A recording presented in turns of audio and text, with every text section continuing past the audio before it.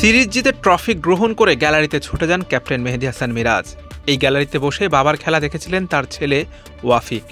কোলে করে ছেলেকে নিয়ে মাঠে আসেন তিনি। ছেলের সঙ্গে সিরিজ জয়ের আনন্দ ভাগাভাগি করে নেন। ওয়াফিককে আনতে গেলে গ্যালারিতে থাকা দর্শকদের সঙ্গেও হাত মেলান।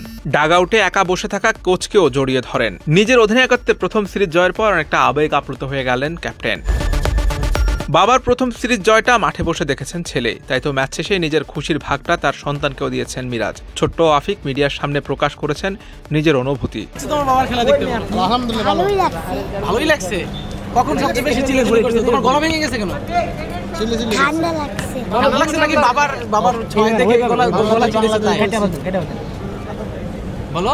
একটা জিনিস দেখে খুশি লাগছে। কি খুশি? পুলিশই আছে ক্যাচ ধরে। পুলিশ ক্যাচ ধরছে। বাবার ছয় দেখছো মাঠ থেকে? কেমন লাগছে? বাবা কেমন খেলছে? ভালো লাগছে। অনেক ভালো লাগছে। তোমার বাবা কেমন খেলছে? ভালো খেলছে। বাবার খেলা দেখতে মাঠে বসে ভালো লাগে? আমি তো কিছু লাগে ভালো। বাবাকে কি বলতে চাও? বাবারে বলতে চাই কি ওইটা সিগারেট কথা ওইটা বলা যাবে না। একটা জিনিস দিয়ে খুশি লাগছে, বাবার ট্রফি পাইছে। বাবা ট্রফি পাইছে। এটা বাসায় গেলে তুমি নিয়ে যাবা?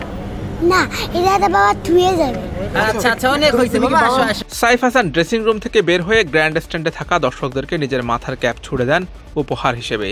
যেহেতু একটাই ক্যাপ, তাই নির্দিষ্ট কাউকে দেওয়া সম্ভব না। তার মতো নুরুল হাসান সোহানও ড্রেসিং রুমে প্রবেশের সময় নিজের ক্যাপটা ভক্তদেরকে দেন। পুরস্কার বিতরণী অনুষ্ঠানে সবাই যখন উদযাপনে ব্যস্ত, তখন মাঠ কর্মীদের কাছে ছুটে যান বিসিবি প্রেসিডেন্ট আমিনুল ইসলাম বুলবুল। তাদের সঙ্গে কথা বলেন, গ্রুপ ছবি তোলেন।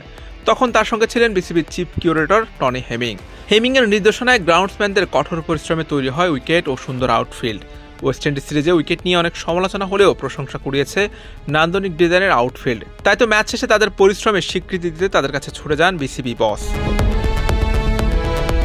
ম্যাচ শেষে সবাই যখন ড্রেসিং রুমে চলে গেছেন, তখন লম্বা সময় ধরে নাজমুল হোসেন শান্তর সঙ্গে কথা বলেন বিসিবির cricket operations chairman Nazmul Abedin Fahim. Last কয়েক ম্যাচে রান খরায় ভুগছেন শান্ত। বিসিবি পরিচালক হওয়ার আগে ফাহিমের পরিচয় ছিল তিনি একজন কোচ হিসেবে শান্তর দুর্বলতাগুলো তার ভালোই জানা। হয়তো তার দুর্বলতাগুলোই শুধরে দিয়েছেন। আবার গুঞ্জন আছে শান্তকে আবারও টেস্ট ক্যাপ্টেন হিসেবে যাচ্ছে টাইগার টিম ম্যানেজমেন্ট। এটা ঠিক করার দায়িত্ব ক্রিকেট অপারেশনসের। হয়তো সেই আলাপটাও সেরে নিচ্ছেন তার সঙ্গে।